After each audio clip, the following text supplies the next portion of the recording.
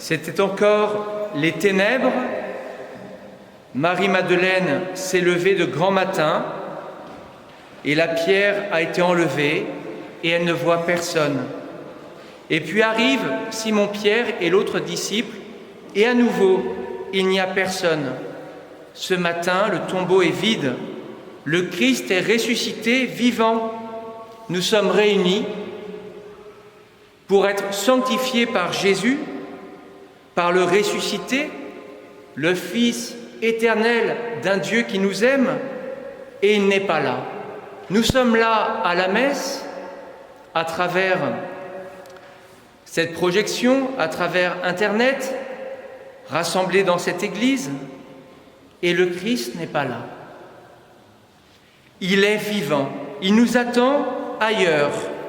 Alors peut-être que nous devrions comprendre ce que Jésus veut faire avec nous maintenant.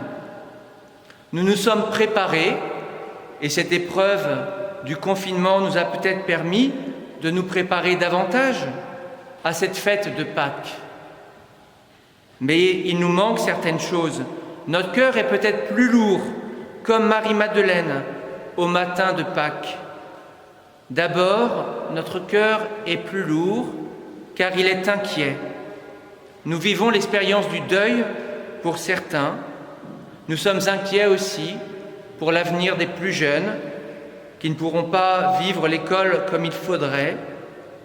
Inquiets aussi pour leur concours, inquiets pour cette fin d'année. Nous sommes aussi inquiets pour l'avenir économique, la stabilité de nos familles. Nous arrivons au tombeau, nous cherchons le Christ ressuscité avec ce cœur inquiet. Mais Jésus nous invite, à partir de cette inquiétude, à renouveler notre regard. Que cette inquiétude vécue dans le Christ nous rende plus solidaires des pauvres, de ces pays où, jour après jour, la maladie est là, où jour après jour, les infrastructures sont absentes. Jésus élargit notre cœur dans sa résurrection pour nous dire « Que fais-tu de ton prochain ? Avec moi, tu peux l'aider. » Oui, nous sommes à la fois dans le deuil et dans l'inquiétude, mais Jésus nous met debout pour venir en aide à ceux qui peinent et qui souffrent, pour élargir notre regard, découvrir les problèmes dont par notre mode de vie, notre consommation, notre manière de nous divertir, nous sommes aussi responsables. Découvrir cette peine que des hommes, des femmes, des enfants, des familles vivent ici et ailleurs, à quelques heures d'avion, et dont nous voyons un signe à travers tous ces migrants qui viennent s'échouer sur nos plages et dans nos banlieues.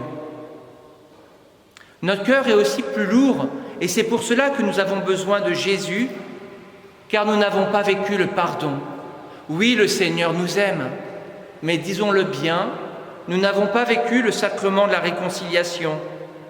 Ce qui nous apparaissait peut-être comme une formalité, comme une obligation, un sacrement pénible mais nécessaire, peut-être que nous pouvons découvrir aujourd'hui que nous en avons vraiment besoin. Nous n'avons pas pu nous confesser pendant ce carême. Bien peu ont eu la chance de vivre le sacrement. Nous avons besoin de cette libération par la parole, par cette rencontre avec Jésus vivant à travers le prêtre. Non, ce n'est pas une obligation, c'est un besoin de rencontrer Jésus. Alors oui, notre cœur est lourd, mais Jésus est là, ressuscité. Il veut nous rendre lumineux les uns et les autres. Nous venons au tombeau, isolés les uns des autres, séparés par le confinement. Nous ne pouvons pas former une communauté. Alors c'est vrai, peut-être que notre vie familiale ou fraternelle s'est renouvelée, mais nous ne sommes pas en communauté. Ces lumières disposées sur les bancs, ces lumières disposées autour du cœur nous représentent. Elles veulent dire que oui, nous sommes là et pourtant séparés. Nous sommes là et pourtant absents. Jésus nous invite à redécouvrir l'importance de notre vie communautaire, en Église, en paroisse. Nous ne pouvons pas être chrétiens en étant isolés. La puissance de vie de Jésus se transmet dans une communauté. Alors il nous faut être inventifs. Et nous avons été capables, avec l'aide des uns et des autres, de faire des messes que vous avez pu voir, un chemin de croix également. Mais cela ne sépare pas la réalité, ça ne remplace pas la réalité d'une communauté. Nous devons travailler, nous, chrétiens, puisque nous vivons de la résurrection au service de la communauté, notre Église et notre pays. Alors oui, le Christ est vivant, ressuscité. Notre cœur est inquiet, notre cœur est lourd, comme le cœur de Pierre, comme le cœur de Marie-Madeleine, comme le cœur du disciple qui accompagne Simon au tombeau. Leurs cœurs sont lourds, inquiets, mais dans ce cœur, Jésus veut mettre sa résurrection. Mais s'il nous veut vivants malgré tout, c'est pour que notre cœur soit plus large. Il veut d'abord nous faire vivre d'en haut. Vous avez entendu, dans la deuxième lecture, Paul nous invite à nous purifier des vieux ferments, de cette poussière qui en fait nous empêche de vivre. Il y a une Pâque nouvelle, un pain nouveau, le Christ Jésus.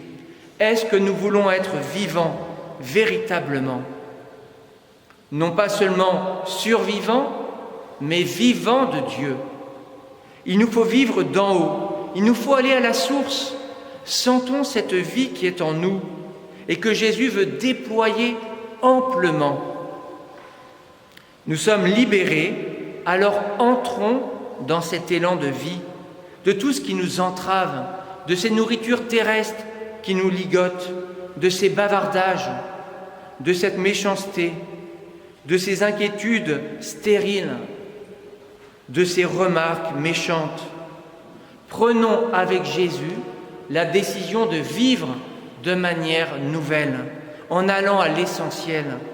La source d'eau, la source jaillissante, elle est là, dans la foi, pour chacun de nous.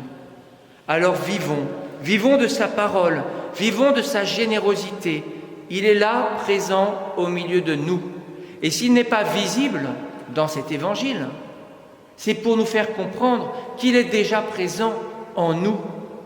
Alors descendons en profondeur. Allons vivre cet élan nouveau de vie. Ne vivons pas comme d'habitude. Ne vivons pas comme des gens qui n'ont pas de Dieu. Ne vivons pas comme des gens qui ne connaissent pas Jésus. Ne courons pas après l'argent, après des divertissements, après des choses inutiles, mesquines, stériles. Vivons amplement au service des pauvres, au service de la charité, au service d'un Dieu qui nous veut ensemble pour surélever ce monde. Nous sommes dans la foi, le Christ est ressuscité. Il nous veut vivants en profondeur, il nous veut aussi vivants dans ce pays, dans notre pays. Un pays inquiet, un pays divisé. Alors on est unis parce qu'il y a une même inquiétude, mais cela ne peut pas cacher la fragmentation de notre pays. Comment allons-nous vivre, ressuscités au service de notre pays et au service de ce monde qui peine tant à cause des désastres écologiques que de la séparation des peuples, de la fragmentation du travail, de l'exploitation de certaines masses. Viens Seigneur Jésus, nous avons la chance de te connaître, la grâce de t'aimer. Tu es vivant pour nous, tu nous fais vivre, aide-nous à aller plus loin dans cette vie.